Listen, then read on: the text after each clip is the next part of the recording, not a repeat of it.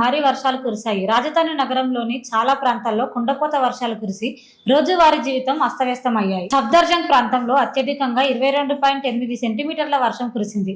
ఇది 1936 జూన్ 28న నమోదైన 23.5 సెంటీమీటర్ల వర్షపాతం తర్వాత అత్యధికం. కొంతకాలంగా తీవ్రమైన ఎండలతో ఇబ్బంది పడుతున్న ఢిల్లీ వాసులకు ఈ వర్షాలు ఉపశమనం కలిగించాయి. అయితే భారీ వర్షాల కారణంగా చాలా ప్రాంతాలు నీటమునిగాయి. ఈ వర్షాల కారణంగా ఢిల్లీలో పరిస్థితులు క్లిష్టంగా ఉన్నాయి. అధికారులు ప్రజలకు అవసరమైన సహాయం అందించడానికి చర్యలు తీసుకుంటామన్నారు.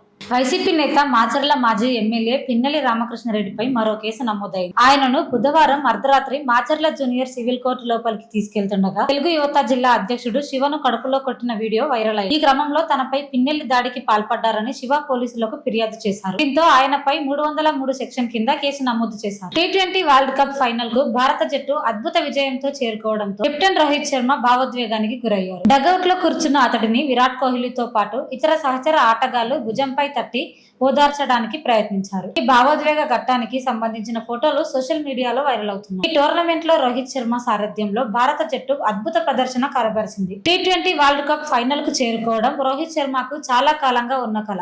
ఈసారి టైటిల్ గెలవాలనే పట్టుదలతో ఉన్న రోహిత్ శర్మ భావోద్వేగానికి గురయ్యారు. కర్ణాటకలో తెల్లవారుజామున ఘోర రోడ్డు ప్రమాదం జరిగింది. హావేరి జిల్లాలోని గుండెనహల్లి సమీపంలో పూణే బెంగళూరు హైవేపై ఆగి ఉన్న లారీని ఓ టెంపో వెనుక నుంచి ఢీకొట్టింది. ఈ ప్రమాదంలో 13 మంది దుర్మరణం చెందగా 4 తీవ్ర గాయాలయ్యాయి. వీరంతా సవదత్తిలోని ఆలయానికి వెళ్లి వస్తుండగా ఈ దుర్ఘటన జరిగింది.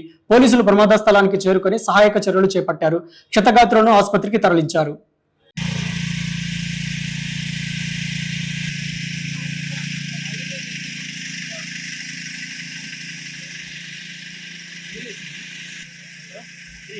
ఫుట్బాల్ స్టార్ క్రిస్టియన్ రొనాల్డోకు కొద్దిపాటలో ప్రమాదం తప్పింది.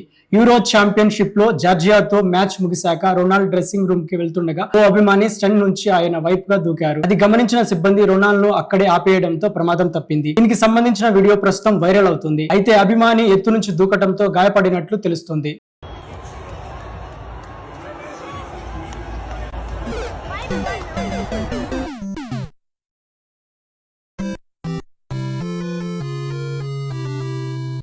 హైదరాబాద్ కుక్కట్పల్లిలో లూలు మాల్లో కాలం చెల్లిన ఆహార పదార్థాలు ఉన్నట్లు ఫుడ్ సేఫ్టీ అధికారులు గుర్తించారు.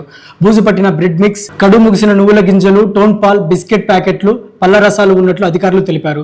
వాటిని బయట పడేశామని చెప్పారు. ఫుడ్ సెక్షన్ లోని వర్కర్లు మాస్కులు, హెయిర్ క్యాప్స్, గ్లౌస్ ధరించలేదని పేర్కొన్నారు.